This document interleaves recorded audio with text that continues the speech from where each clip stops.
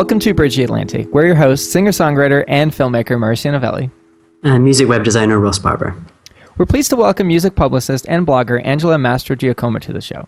Angela is the owner of Paw PR and Infectious magazine and has worked with a wide range of musicians. Angela also started Balanced Breakfast in Toronto, which I have attended, which is a weekly meetup which encourages artists to network by eating breakfast together. And she is currently launching more of these groups across the US and Canada. We're excited to chat with her about her career so far and what advice she would offer to artists and aspiring music industry professionals. Hi, Angela.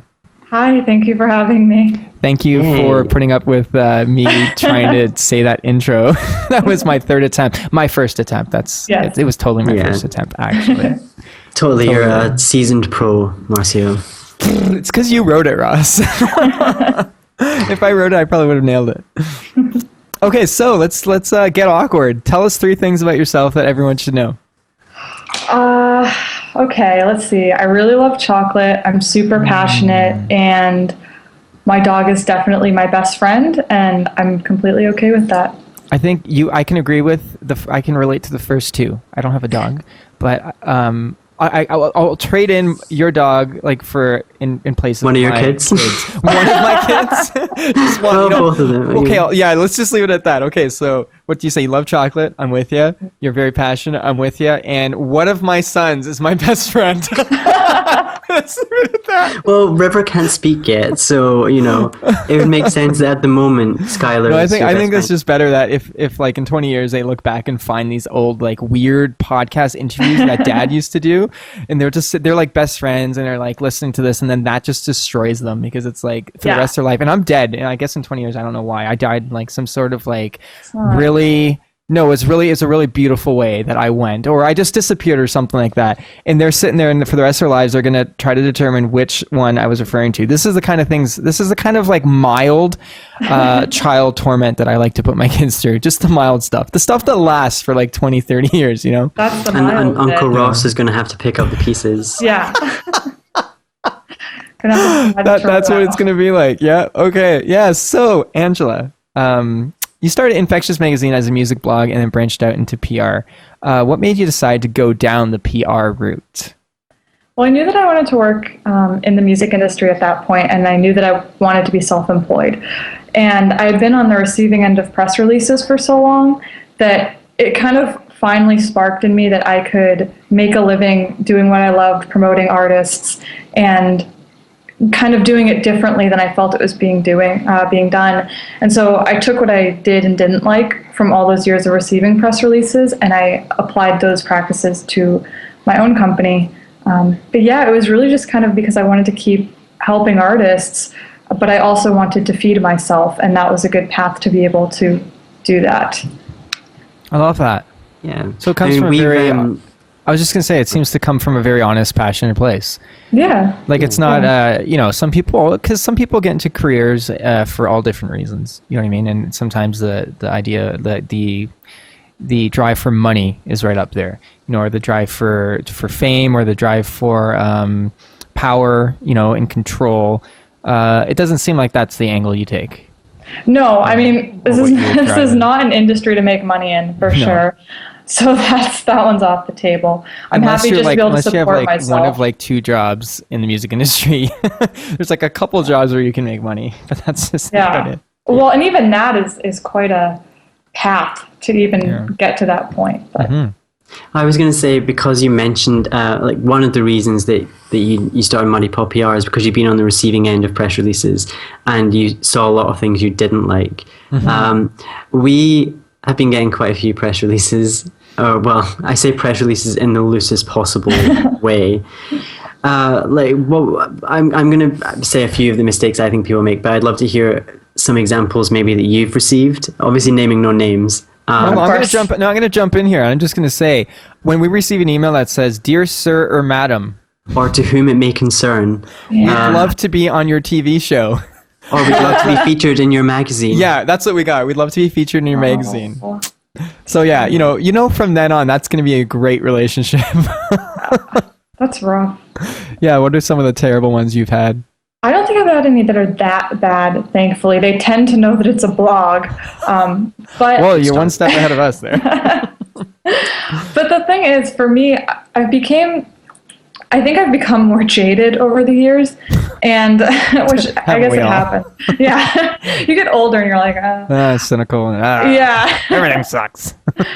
So I have submission guidelines on Infectious, and they're not terribly difficult to find. But one of the things that gets under my skin is when people don't pay attention to them. I kind of just trash them now. You know, if it's a PR company that I've worked with a lot, then it's an exception, for better or worse. But especially for bands on their own submitting, if like it's getting thrown in the trash if you didn't, because one of the guidelines is to have a specific headline. So I know right away if they've paid attention or not. And if they haven't, then I feel like if you haven't bothered to pay attention, then why should I bother to pay attention? Agreed. Yeah. Because bloggers are not getting paid. And that's something that gets under my skin too with PR, and why I personalize all the campaigns for Muddy Paw is because publicists get paid, bloggers don't. So I feel like it's up to the publicist to pay attention and do them that courtesy and like have that respect. So I think just personalizing it, for one, read the submission guidelines, know the person's name if it's on there, and if it is, address them. A lot of people spell their names funny now, so like double, triple check it, make sure you're spelling it right.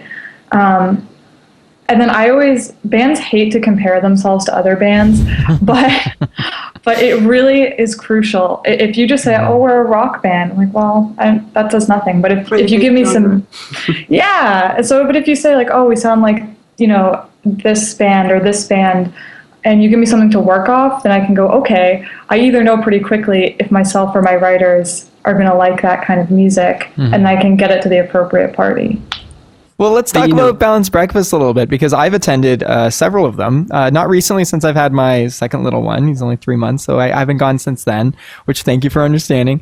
But yeah, You're dead to me.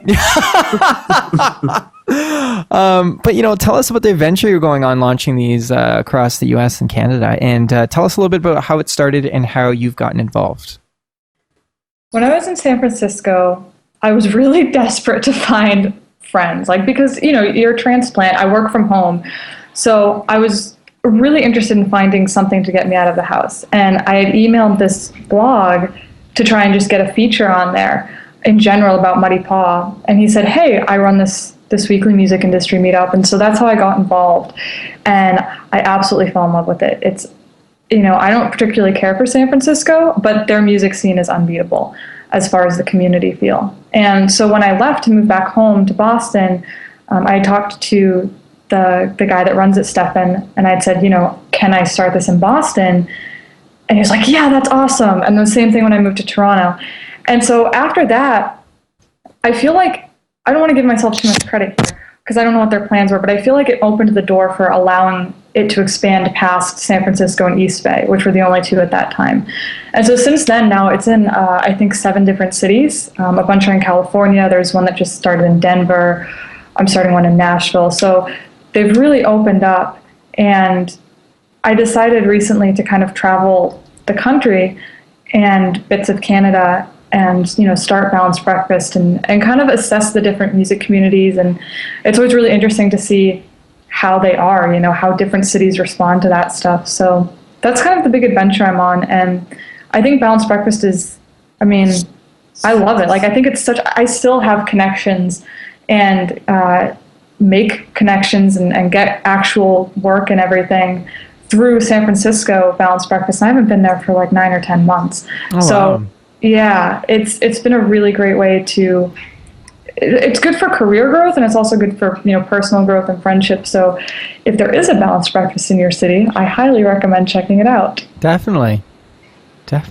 Yeah, for sure. Because I mean, I think we talk about networking quite a lot on the show, and we don't really like the term networking, but it's you know, it's what everyone knows. It scares people. It's a business douche term. It's like, hey Ross, do you want to come with me to go network? Let's go network. Like, yeah, let's have a powwow. A powwow. You guys ready for a powwow? Yeah. But I mean, you know, obviously we say the word networking, everyone knows what it means. So, you know, it's so important to be meeting new people, whether they're related to the music business or not. Like, obviously, preferably they will be related to the music business, but, you know, you need to be making connections, make it clear what you do, what you can offer to other people. And, you know, I think it's great that you're still getting work from a balanced breakfast meetup that you've not been to in 9 or 10 months. It kind of goes to show that not all networking you do is instant. Like you'll make a connection, but it doesn't mean that something's going to come out of it straight away. It might be months later that someone goes, I remember I met this awesome girl, Angela, and she has pink hair, and she has a PR company. I need PR, and then they get in touch with you, and it's I think it's something that I was taught a lot when I was studying, was the power of networking, and we all were just so bored by the thought of networking, because we thought it was going to be a bunch of people go into a room, you shake hands, you give out business cards, and that was networking. There are some of those. There is that, but like that's what we thought networking was, but it's not so much now. You've got social media, you've got meetups like Balanced Breakfast that are more casual, that makes networking fun, and there needs to be more of that. So it's great. I think. I think that we need a different term for it. That's what I think it is, because networking to me just sounds so ingenuine, but with Balanced Breakfast and with us meeting and all these different kind of relationships budding and growing, it is genuine. I think the difference is meeting people that you honestly click with. Right. And sure, if there's a business relationship, that can blossom from that too. Like that's good. But the world's a big place. Don't work with people that you don't like. You know what I mean? So I think it's about meeting people that are decent people, but that you can also work with. So like, what would you call it if you went out to try to make a friend? You know what I mean? Like, I don't know if people consciously do that, but keeping yourself open to that kind of relationships, I guess. So we need a new term. That's what I need, because I mean, you're right. That's all it is, really. It doesn't have to be this big scary thing. No. It's just going out and making friends, basically. Yeah. I mean, there are all different levels of, exactly. There's different levels of friendship. They don't have to be your best friend. But no, of course. Yeah, and like Ross was saying, I think that's a really good point about it being long-term. And it's the same thing with PR. I always tell clients, it's great if for the short-term stuff, the placements, but the real value is in the long term of like people remembering your name and stuff. And it's the same thing with networking. It tends to pay off when you least expect it. Yeah. Ross and I have had long conversations about how important it is for us to, like, our whole teams around us, our whole team around us. For me, I want to know them. I don't want to just like, obviously, as you go through your career, you work with people, and okay, that didn't really work out for one reason or another. Right. But I like having people around me that I like, that I can just be like, hey, how's it going? Like, you can be friendly with too, and it's not just such a business venture, because that doesn't work for me. Maybe it works for other people. For me, I think that's kind of the level they're at too. You know what I mean? You want to have these long-lasting relationships where you're going on the path together. That's true. I think that's where you're gonna, as an artist, I'm speaking for other artists. I guess it's like you want someone who's gonna be there on your side, and not just because you handed them money. Someone who wants to be there by your side. Yeah. For long, because which I wanted to ask you too. Okay, as a publicist, when do you think a band's ready for it? And please, there's a lot of people who don't even understand what that is, what you do, and like why a band needs a publicist, and when they do. So please go and tell people. Okay. Yeah, I think people don't understand publicity at all, really. Like I was saying about the short and long-term goals, I think a lot of bands have this misconception that you just pay somebody and you get whatever you want. And I don't know if that's an American thing, or like it's where you can buy whatever you want. I don't know where it comes from, but I've had bands just, they're brand new bands and they're like, we want to be on alternative press. And I'm like, well, it's a goal for sure, but that's not going to happen in this campaign. No. So I think having realistic expectations is for sure. But for me, a band is ready for PR when everything else is in order. So like having your socials in order is super important to me. And I don't even mean having a lot of likes. I just mean frequent updates, interacting with your fans, looking like you're alive. It's really, I mean, when a band submits for PR and even if it's been like a week that they haven't had a post, I think this band's probably not that active. So I would say, it's not necessarily a deal breaker, but I'll say you have to be willing to put in the effort to be updating, basically daily and interacting with people, and you can't be lazy about it. So I think it's important to have all that stuff in order, have a neat website, everything like that. and then have something new to push. Because if you don't get have Ross to make your website. Sorry. Good, exactly. Sorry, yeah. You need something to push. You need something Yeah, I mean, that's the whole point. A new album is, I think, the best thing, of course, but it can, I mean, we've done campaigns around like new singles or new music videos or tours.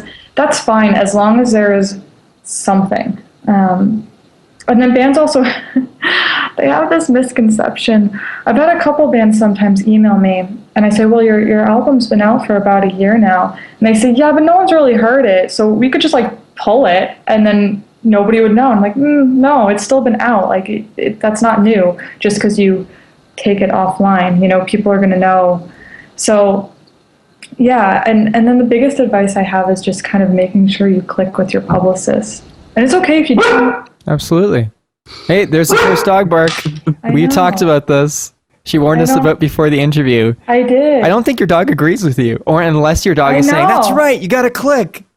Well, yeah, I'm not even sure that was such a weird bark, because normally it's like a full-on, you know, bark. This is just a gruffle. No, he doesn't like Ross. That's what it is. Sorry, Ross. It's just...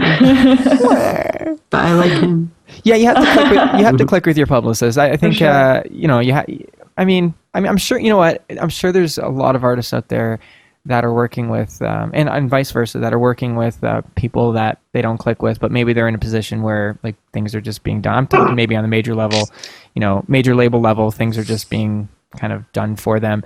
But you know, it's particularly on the indie level, whether you're in a label or not, you're often building your own team, you know, and build a strong team that you want to have around you. You know, it's kind of like, remember when we were younger? I don't know if you ever heard this, but when you were younger, it's like people judge you not just by yourself, but the people you surround yourself with too. Yeah. You know, and that is kind of true to a point. You know, you do want to surround yourself with good people. Well, you want people who believe in you, and like I always, you know, and different publicists work different ways. I always have to at least like the music, but if I only like the music and I'm not super in love with it, then I have to be in love with the person. Like, I have to be in love with their passion. It's got to be one or the other, either in love with their music or in love with their passion. Because I understand that taste is subjective. So as long as it's decent quality and I like it, you know, if the person is more than half the battle, because I always tell my artists that they need to really let their personality shine on social media and stuff, because I really think that more than your music, people fall in love with your personality. And so it's super crucial.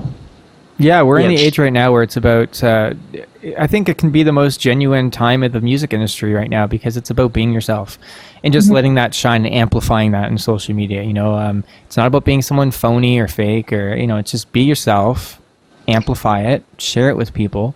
And, yeah, that's what it's about. I mean, so I'm going to refer to Jared Leto now, Ross. I always refer to Jared Leto. He's always like, he always refers to Jared Leto. Once an episode. I do. Every episode. No, once every 3. No, I'm going to use him as an example because he's someone who I think a lot of people are just fans, as myself, or admirers, I guess, of just him and everything he does. You know what I mean? And there's several people, like, you know, Brandon Boyd's another one, for lead singer of Incubus.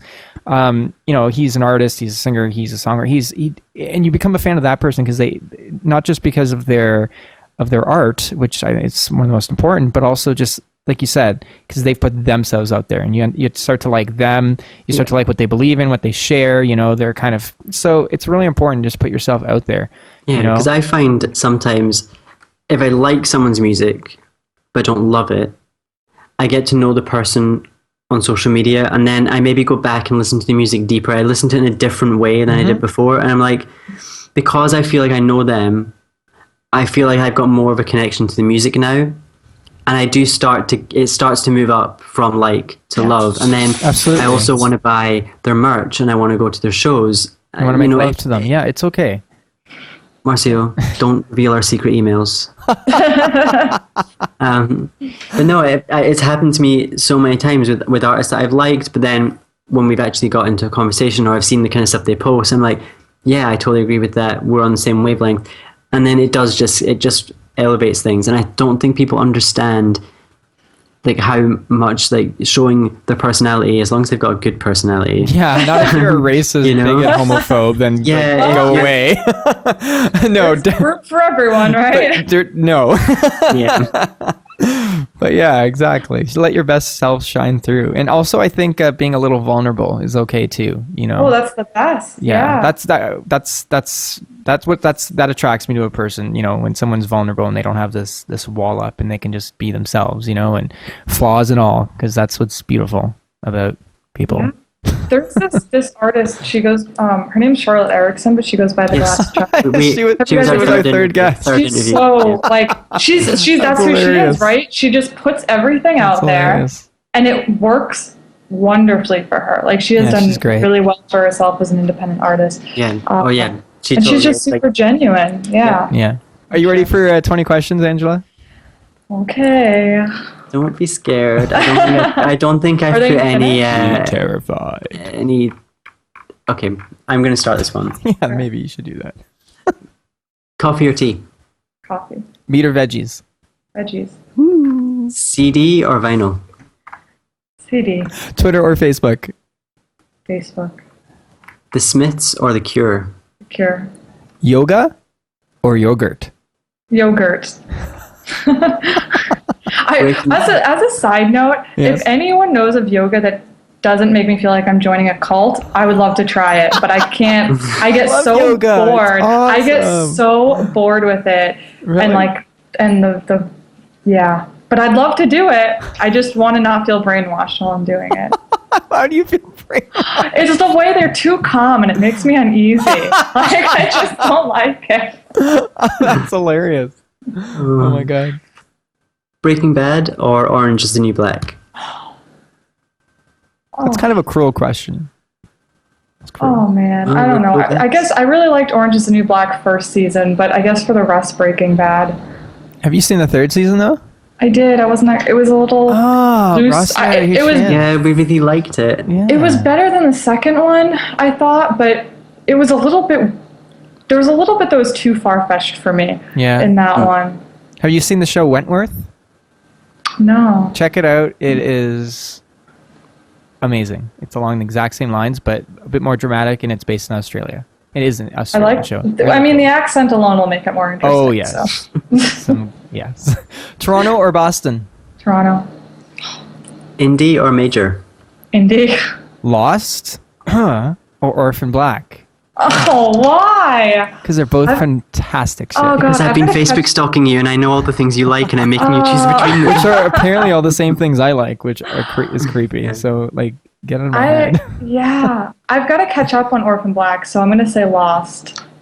And because Lost is finished, so you know, although in some ways, could you really look back at Lost in the last season and be like, that was just perfect? I still love the show, but the first two seasons were strong enough to carry the mess of the rest of the seasons. I think. There we go. Doctor Who or Sherlock? Doctor Who. Green Day or Blink-182? I guess Green Day. Celine Dion or Marilyn Manson? Celine Dion. Wow. I liked her song that I can't remember the title of now. You're such a fan. It was like, I remember the video, but I don't remember the name. Describe the video. I might. It was dark. It was dark, and she's like running through. Her house. It's all coming back to me now. Yeah. I love that song. Yeah. She's got a powerful voice. Oh yeah. Yeah. She does. I love that you knew just based off the video. I kind of had a feeling it might be that. Do you know that was written by Meatloaf? Are you being serious? And Meatloaf released it with a Norwegian singer. Oh yeah, I know that. Raven. Oh wow. Yeah, I know the original version too. Yeah. He released it kind of more recently. Celine's version's better. Sorry, Meatloaf. Controversial. In case he's watching. Yeah. He watches every week. I don't know if he's gonna He's- watch this episode though. He's kind of got this thing against you. So Yeah. we'll see. Especially now. Yeah. The Office or Arrested Development? Arrested Development minus the last season. Oh, The Netflix one. The weird one. Yeah. It The was newest weird. one. It was. Do you know why it was weird? No, Or I one of the reasons it was couldn't weird? finish it. Why was it weird? Well, one of the reasons it was weird is because of the scheduling of all the characters. They basically all had completely different schedules, which is why they hardly ever are in the same scene together. They all filmed individual. But they want to make it work. Yeah, and I thought it worked. I think you're probably like me. I liked it, but I didn't love it, and I would probably go back and watch it again, and I'd probably enjoy it much more the second time around. And I think maybe we both need to revisit it together.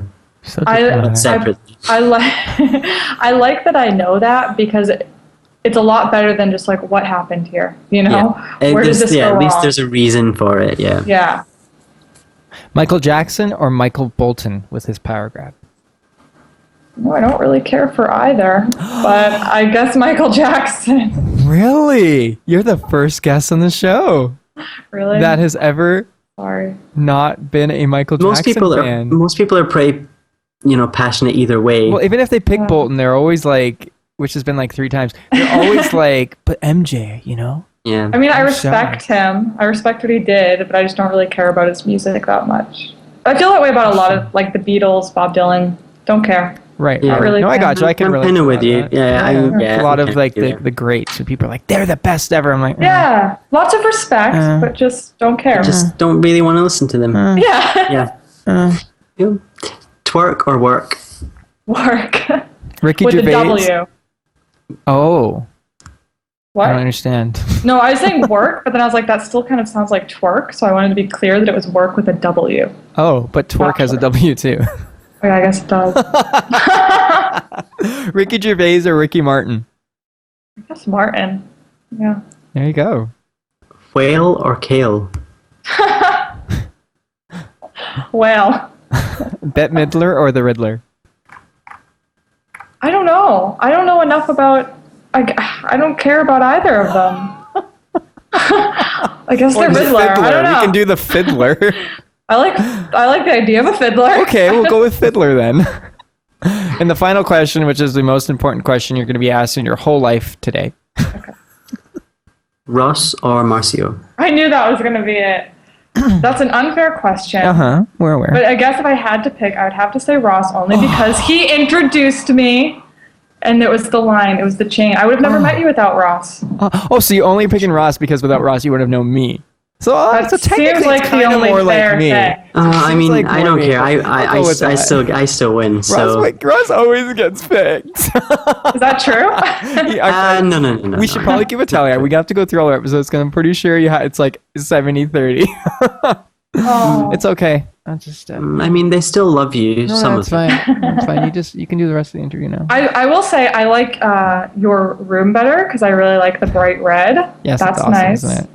Yes, it's bold. It's very bold. I used It to have a wall matches like everything. that. Yeah, Yeah. and if you saw part of my wall, it's like orange and like got squares and weird artistic things on there. So it's just like them Yeah. whispering very quiet for some reason.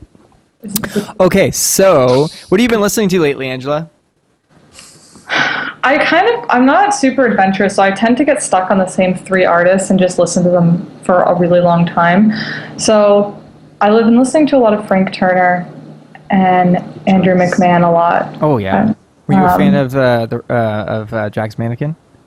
Yes. Yes. Yeah. me too. See, I was more a fan of something corporate. I never really got I into never Jack's got into Something Mannequin. Mannequin. Yeah, we just said the exact same time, the opposite thing. I never got into something yeah. corporate. Yeah, it was all Jack's Mannequin. I heard something corporate was the first project of his I heard, and then I started getting into Jack's Mannequin, and then now his solo stuff. Which is all him, anyways. I know. It's all of it's it. Just different branding. yeah, exactly. And then I also listened to the Airborne Toxic event quite a bit, and Marina and the Diamonds. I'm. This is probably sounds terrible. I'm really picky with female vocalists. Like I have a very specific taste. But she is just brilliant. I just really like her. I saw her at Boston Calling, and it was one of those moments where I was like, I just fell in love with her performance. Cool. Nice. I know she's got very interesting stage performance. I've seen a few clips of live shows, and yeah, they look very interesting. She seems really genuine, though, and I think that's part of the reason I like her. She looks like she's genuinely having a great time up there, as opposed to it just being processed. So I like her. Awesome. Very cool. So everyone can go find you on Twitter at Angela_Mastro to find you directly. And if they want to check out your PR site, that's Muddy Paw PR. That's MUDDYPAWPR. And your magazine, your blog website, is infectiousmagazine.com. And also make sure to add Muddy Paw PR on Twitter. You're also on Instagram, the same tags, and Facebook. And Sawyer has an Instagram. Sawyer is my dog. That's why I named Muddy Paw PR. Wow. And it's just Muddy Sawyer on Instagram. Are you your dog's publicist? Yeah. Someone has to be, right? Someone has to be. If you want to know what I've been up to, go to marcionovelli.com. I have a new side project that's coming out called Midnight Soundtrack. I'd love you all to check that out. And if you want to find out what I'm doing, you can visit electrickiwi.co.uk. A couple of recent sites that I launched. I've just worked with an artist called Omnia Higazi. She's awesome, from New York. So her website is omniahigazi.com. And I've just worked with an Australian artist called Mark Seymour. And you'll find his site at markseymour.com.au. Awesome. This has been so great, Angela. Thank you so much for coming on the show. It's been our pleasure. Well, maybe it wasn't Ross's pleasure. It's been my pleasure. Maybe Ross it's been very pleasurable for everyone, I think. Okay. Just got weird, but okay. You know what? No, it got weird ages ago. It got weird when Marcio and I first met. Like, This is true. That's Keep how the far weird back alive. we That's what we do. Thanks for watching Bridge the Atlantic. If you like what you saw, make sure to like, favorite, and most importantly, subscribe so that you don't miss each week's episode. Click on the videos above us if you'd like to see more, and please feel free to leave us a comment letting us know what you think of the show. Follow us on Twitter, Instagram, and Facebook, and subscribe to us on iTunes so that you can listen to us on the go. Thanks again for being awesome, and we'll see you on next week's episode.